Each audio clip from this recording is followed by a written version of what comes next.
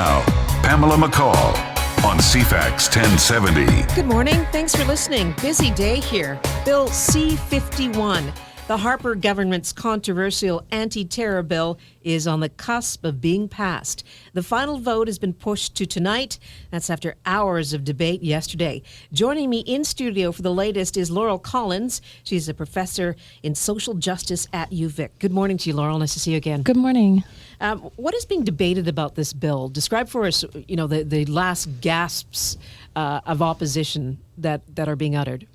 Yeah, I mean, the bill has been debated since its kind of inception, right. And really, a lot of the main concerns are around information sharing. So the idea that the Canadian Revenue Agency can share your information with the Border Security, can share your information with CSIS, and can share your information with the RCMP. Another key part is around disruption. So CSIS, our Security Intelligence Agency, this bill now has allowed them to have this whole new area of disruption rather than just information gathering. They will be allowed to do this kind of vague general thing that hasn't been defined. It could involve smear campaigns, could involve any number of things, including detaining people. Let's start with Canada Revenue and what they can do with your information, because we all just finished filing our taxes, and so that is front and center in our minds, the kind of information that we give out. What could they share with border services and the like? It's really wide open because of the vague language in the bill, because of kind of the sweeping powers that they're giving CSIS, along with the lack of oversight for these agencies. It's really unclear what they can do with it. They have a lot of leeway. Mm-hmm. CFAX listeners, do you think Bill C-51 will infringe on your rights? What do you think? 250-386-1161, star 1070 on your cell phone. You can email us, talk@cfax1070.com. You can also find us on Facebook. When you say use the term disruption, CSIS disruption, what do you mean by that? So this is another thing that isn't totally clear. However, other security agencies have used disruption techniques in other countries. In the U.S., things like smear campaigns, draining bank accounts. In the civil rights movement, they broke into lawyers' offices and took confidential kind of material that was going to be presented in court cases. That was one of their kind of dirty tricks, disruption techniques. And so because CSIS has the ability to contravene our charter rights, it actually in the bill says that CSIS, as long as they go to a judge and kind of get approval, they're allowed to undermine our charter rights. Wow. Let's bring Jack into the conversation. Hi, Jack. You're on CFAX. Hi. I'm very concerned about Bill C-51. I don't think the people of Canada want it. So it's amazing in what passes for a democracy that the government can pass it.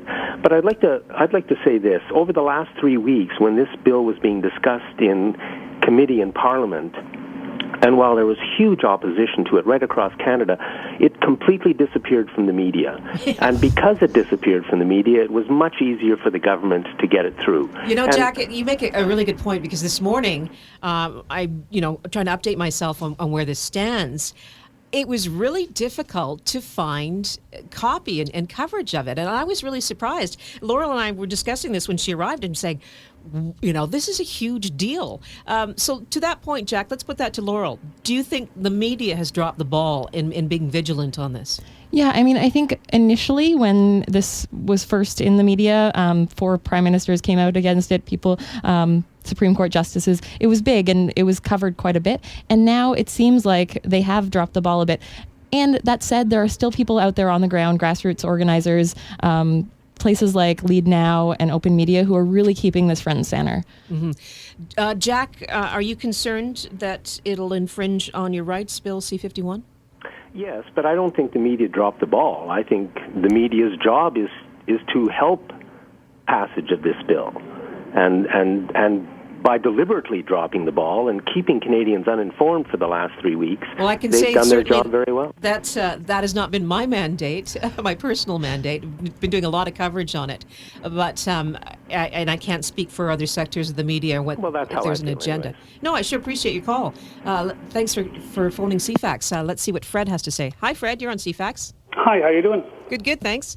I just my comment on this bill and the objection to it that I hear is that it's always about what if the government does this or CSIS does that or violates someone's right, when I think the purpose of the law is in case we get terrorists who are so hard to track down or hard to control that the police and CSIS need this as a tool to be used in rare exceptions or in rare cases. I don't think they have any intention of applying it broadly, so that theoretical risk should not trump the need for an effective tool to be used appropriately. Interesting. So, first of all, I want to kind of clarify that there isn't actually a need for this tool. Already we have legislation in place in the criminal code that covers the kinds of things that we need to in order to prosecute terrorists. Also, terrorism, there are more people killed by moose in Canada than there are by terrorism. So the idea that we need this these broad powers in order to protect ourselves is a little misleading. And I think it's actually more of an election tool than it is an attempt to protect Canadians and their safety and security. But you just used your same argument, because all the what if they do this, what if they do that, the same argument can be made for the government's point of having a tool in case it's needed, which I think Canadian people want the government to be able to react to actual unforeseen cases of terrorism with a full toolkit, and that's all. Absolutely. We do want law enforcement to have the tools that they need, and the majority of people, including 12 privacy commissioners, including Supreme Court justices, the Canadian Bar Association, are saying that not only is this unnecessary, it is ineffective. Again, there's the politics coming in too. So yeah, thanks for your opinion, Fred. Okay, thanks for thank calling. Let's bring Bob in. Hi, Bob. You're on CFAX. What do you think? I think this bill is very frightening, and I think the key thing here is that there's no parliamentary oversight or review. That means Harper said he's going to appoint experts. All control will go to the PMO. Now, all control is going in the hands of one man. They don't do this in other Western democracies. They certainly don't do it in England. Our parliament, and he's basically saying, he said, in fact, our parliamentary members would put too much politics, and they didn't have the expertise to oversee this. We appoint those people, we elect them, and there's a lot of very smart, brilliant people in there, too. And they should have the oversight. All the power keeps going in the hands of one man, and that's extremely dangerous. Mm. And, I don't think you can look at it any other way. Yeah, it's concerning a lot of people, and we just heard, Fred, he supports it. Thanks for your opinion. Let's get to Murray. Hi, Murray. You're on CFAX. Yeah, I'm definitely opposed to it. And when they talk about the media not covering it all that much, well, there's not much point, because Harper rules, and whatever Harper wants, Harper gets. So there's not much point in covering it. People complaining about it don't get heard. And there's been all kinds of people opposing it, and they get mentioned. But there's no point in fighting it, because whatever Harper wants, Harper gets. So all we can do is hope to heck we get an election and get rid of him. Laurel. Thanks, Murray. Yeah, thank you so much, Murray. I think you make a really great point in terms of that we need to keep this in mind in the election, that an overwhelming majority of Canadians, over 200,000 people have spoken out against this bill, and the government is still not listening. But I do disagree with you in that I think that we need to keep fighting this. Even though they are likely going to pass it with their majority government, it's going to go to Senate. The fact that people have come together over this issue, some people who have actually never been involved in politics or activism have really been taken in, because this bill is so blatantly unnecessary and ineffective and unconstitutional. I think there is a value in coming together to fight against these things, to really holding our government to account. Federal NDP released a statement this morning saying it's not too late for the Liberals to join the NDP and millions of Canadians who oppose the Conservatives' devastating Bill C-51, which will undermine our rights and freedoms. What do you think about that? I'm really disappointed in the Liberal Party. I was shocked when I heard that they were going to vote for it, and continue to be shocked that they haven't changed their mind. They have said that it is flawed, that it's ineffective, and yet they still plan on voting with the Conservatives for this. And yeah, I mean, honestly, I think it is so that they aren't able to be called soft on terror. And that kind of politicking, when this bill, stopping this bill is so important is disheartening. We're with Laurel Collins. She's a professor in social justice at UVic. The question for CFAX listeners, do you think Bill C-51 will infringe on your rights? We're taking your calls, and Mehdi, you're first right after the break.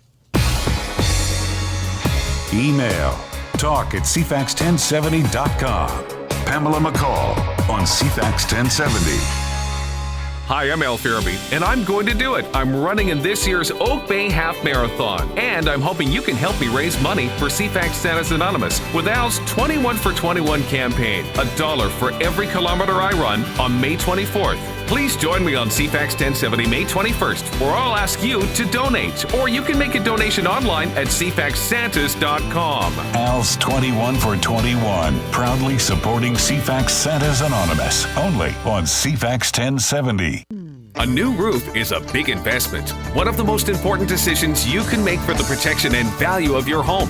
Before you do anything, look into a steel roof from Irwin Industries. It's fireproof, moss-free, with clean lines and concealed fasteners. Available in over 40 colors, your new roof will last virtually forever. Call them for the last roof you'll ever need. 875 Viewfield Road, online at steelroofvictoria.net. Call 382-5154. You're listening to Talk Radio, and we've got Save on Foods President Darryl Jones with a deal that will have you licking your lips. That's right, Rick. This week's deal is 610-gram packs of Western Family fully cooked ribs, like our famous honey garlic back ribs or our barbecue pork back ribs. They're fall-off-the-bone tender with a rich hickory smoked taste, both for the sweet price of just $7.99. I'll get the ribs. You get the wet wipes. Save on Foods. Talk about savings. Looking for the perfect gift for this Mother's Day? Why not give Mom the gift of movies with the Cineplex gift card and Spring Gift Bundle? Spend $30 on Cineplex gift cards and get a bundle of free offers. The bundle includes buy one, get one free admission, a free ticket upgrade, a free regular popcorn, and more. To find out more, visit a Cineplex theater or cineplex.com/3free. You've made the decision to go green, clean, and back to the basics. Now choose Integrity Sales to help you manage your organic yard, garden, or farm efficiently. It's where the organic professionals shop. And just like the pros at Integrity Sales, you'll find the highest quality organic fertilizers, soil amendments, micronutrients, and foliar spraying materials that will enhance soils and plants. Integrity Sales for traditional, transitional, and organic gardeners and farmers. 2180 Keating Cross Road, where the professionals shop. Are you prepared for the fact that government may claim a large portion of your estate? This is Robin Muir of Hatch & Muir. Assets like your cottage, stocks, mutual funds, and other investments left to your heirs may be subject to large capital gains taxes. These taxes have to be paid before your heirs receive anything. We've helped many clients implement cost-effective ways to ensure their beneficiaries receive full value. Protect your estate. Call 953-6816 or visit hatchmuir.com. Hatch & Muir, we can help you. Confirming one party size with mushrooms, peppers, and salami. Right. House or apartment? House. Salad or garlic bread? How much? $4. $4? For $4, I can get a month of Crave TV, man. Excuse me? Crave TV, where I get full seasons of The Big Bang Theory, 6 Feet Under, Frasier, Doctor Who, The OC, and hundreds more. You sound like a garlic bread guy. Yeah. Crave TV. All you can watch for $4 a month with your TV subscription. For details, visit cravetv.ca. Breaking news, traffic, and weather alerts. Follow us on Twitter at CFAX 1070, Victoria's News Authority.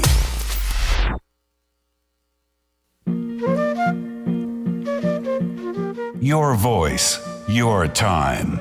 It's Pamela McCall on CFAX 1070. Welcome back. Bill C-51, the Harper government's controversial anti-terror bill, is on the cusp of being passed.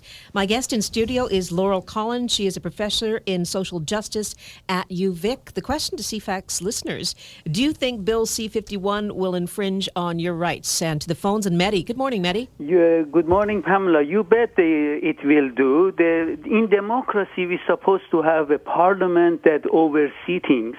And CSIS, since 1984, totally oppose a parliamentary overseers. And they said that they are just going to be protecting us. But by 1990, only 6-7 years later, they had 30,000 files on 30,000 Canadian. The union members, new union activists, the peace group, the natives, even this magazine editor was being investigated. We see just in March 13, we heard that they hired an agent in Turkey to ferry the kids, three British girls, to ISIS. And now with this bill, we are going to allow them to break the law overtly. If this is the rule of law and order, why is it the government want the security agencies to break the law? I don't understand. Laurel, thanks, Mehdi. He brings up a couple of points here, and I just want to ask you, if CSIS is already operating like this, then why do we care about C-51? That's a great question. And it is true, CSIS is already overstepping their powers. You can see it in their information gathering on the Indigenous activists in New Brunswick, the Mi'kmaq. The group that was torching RCMP vehicles because they're against fracking. You know, there was a lot of peaceful demonstrations at that at the anti-fracking. It actually brought together Acadians, English-speaking New Brunswickers, Indigenous communities there, and CSIS was actually covering gathering information on them, even though that is outside of their mandate. But doesn't that make a case in point for people who support C-51? We saw the visuals, we heard the sound bites, torching RCMP vehicles. Yeah, shouldn't CSIS be right in there gathering information on these people? I really think we need to make a distinction between kind of the protest and dissent that happens and actual terrorism. Bill C-51 is actually stemming from these kind of lone wolf attacks that happened both at the Parliament and in Montreal. And if you actually look at kind of the facts, there's actually more lone wolf attacks carried out by people who are have a white power ideology than, say, Islamic terrorism. And the idea that we're going to put Indigenous communities who are fighting against pipelines, against fracking, in this lump group with terrorism is atrocious. Is actually... Yeah. Yeah, it's got you fired up. Hi, Don. You're on CFAX. Yes, good morning, Pamela, and to your guests there. I think we all know, or most of us know, between right and wrong, and I think this bill is just simply wrong, and I'll argue it this way. If the bill is passed, or any law is passed, and it's only passed because we give these people the authority to introduce new bills, and they're supposed to represent us. I'm not persuaded they actually represent Canadians on this one, but if there's a sliver of opportunity for those in authority to abuse that, then it's not really a law, it's an agenda. And that's the crux of it. And I think the Conservatives, for whatever reason, have abused power on this one. So no, I certainly don't support it. I do want, what would you say, security and the freedom to live as I see fit.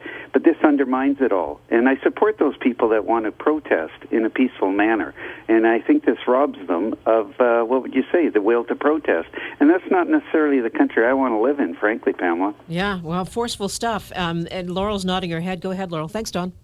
Yeah, and I just wanted to bring up the fact, because you had mentioned this, you want the security and safety, and that really the best way to ensure our security and safety is also to ensure our charter rights and freedoms.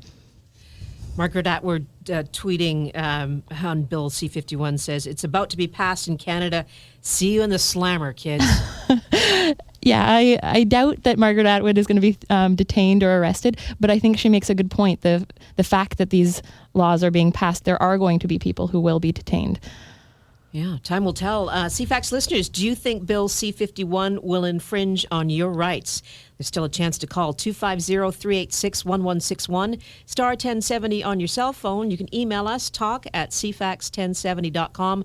We're also on Facebook. Walter writes this email. PM Harper has effectively moved in the direction away from true democracy and more towards dictatorship. I hope the voters pay close attention to what's happening and lose the mentality, I've done nothing wrong, so I have nothing to be afraid of. I don't think our brave men and women from past wars fought for what Harper is now proposing. I'm worried for our children's future and what lies ahead. hope this can be rescinded by the next government. Yeah, I really hope so. I'm grateful to hear that the NDP has said that they will absolutely repeal the law if they get in, and the Liberal Party saying that they'll make amendments if they get they'll vote for it and then make amendments once they get elected is actually really disappointing. What amendments would work, by your estimation, to make this bill reasonable? So, in my opinion, the bill is unnecessary, and there are not enough amendments to make it a workable bill. And I'm standing with a lot of experts who are saying the same thing about this. Yes, because the Conservative government has majority, push for more oversight, push for these amendments. And ultimately, this bill is based on a foundation of Islamophobia, of racism against Indigenous communities. I don't think this is something that we as Canadians should be supporting or putting forward. Let's bring Ron in. Hi, Ron. You're on CFAX. Oh, hi there. I don't think that Mr. Harper is going to be happy till pretty much everybody's in jail in this country. And the man is a real embarrassment to our country and to what's going on in the world right now. And every Canadian should be apprised of what's going on in the Middle East and bombing and Ukraine and the whole thing. I mean, every Canadian that travels the world now will be targeted because of this man. Interesting point. What do you think about the Liberal support for this with amendments? If you read the fine information on what the Liberals have said, and obviously you picked up that I am a Liberal supporter, the agenda would be completely different if it was in Liberals' hands. But unfortunately, until the election is in place and the election is won before it hits Manitoba, things will change.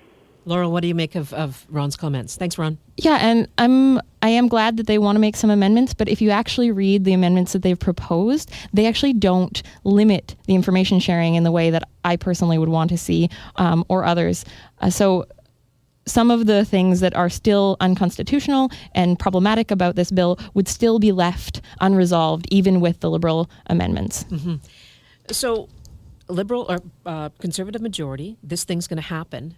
What do you think is going to be the first course of action once it's passed? Or will we simply not know because CSIS has these secret powers? Yeah, I mean, I think it's going to be really kind of difficult to even notice at first. I'm sure there will be constitutional challenges that'll come about in the coming years.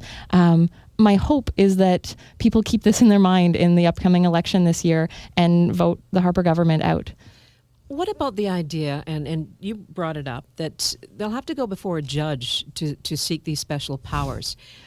Can't we expect a judge to be the voice of reason? Here's the thing, is that judges have never been put in this position before of having a CSIS agent come to them and ask them if they can contravene your charter rights. Usually what would happen would be they would be presented with evidence about whether or not a charter rights violation had happened. So judges are being put in a new position, which they're not used to. Also, CSIS agents actually get to decide when they go to the judges to ask permission for this. So there is no oversight for those CSIS agents deciding when they go to the judges. And in addition, there isn't two sides. Normally in a courtroom, you'd have evidence kind of from both sides. Really, it's just that CSIS agent and the judge in a closed kind of quarters with no oversight whatsoever. Story playing large this morning, of course, is the election of an NDP government in Alberta. Rachel Notley has stated that she is not a supporter of the Keystone XL pipeline. She does not support Enbridge Northern Gateway pipeline, but she does support the Trans Mountain pipeline, the Kinder Morgan expansion that would see increased tanker traffic off our coast here. And we saw the protests at Burnaby Mountain already. Under Bill C-51, what could potentially happen to people should they protest again? Yeah, there were already CSIS agents at Burnaby Mountain. That's kind of become common knowledge. And because of the shift from information gathering to these disruption techniques, we don't know what would happen. And one of the big concerns with the initial proposition of Bill C-51 was that it said that kind of these threats to Canadian security, which included threats to critical infrastructure, did not include lawful dissent, protest, advocacy, and artistic expression. And the Conservative government actually made 4 amendments. One of them was to take out the word lawful when it came to information sharing. However, they did not take out the word lawful when it comes to disruption. So disruption still applies only, it applies to critical infrastructure threats, as in they can disrupt people who are they consider interfering with critical infrastructure. And the only caveat is that the people who are doing disrupting or protesting, etc., lawfully will not be under CSIS's new powers. However, people who are doing blockades, wildcat strikes, protests without permits, all of this falls under CSIS's powers still. So a pipeline would be considered critical infrastructure? Absolutely. Mm-hmm.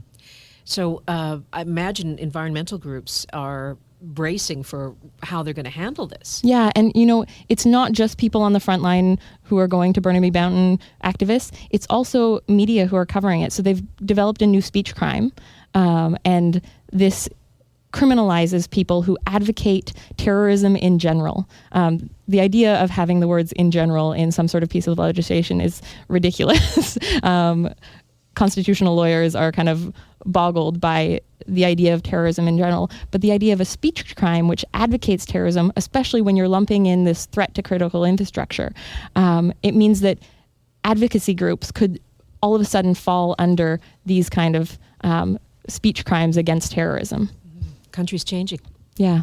Thanks so much for your excellent insight. It's a pleasure having you on again. Thank you so much, Pamela. Thanks for keeping this front and center. You bet. We've been talking to Laurel Collins. She is a professor in social justice at UVic.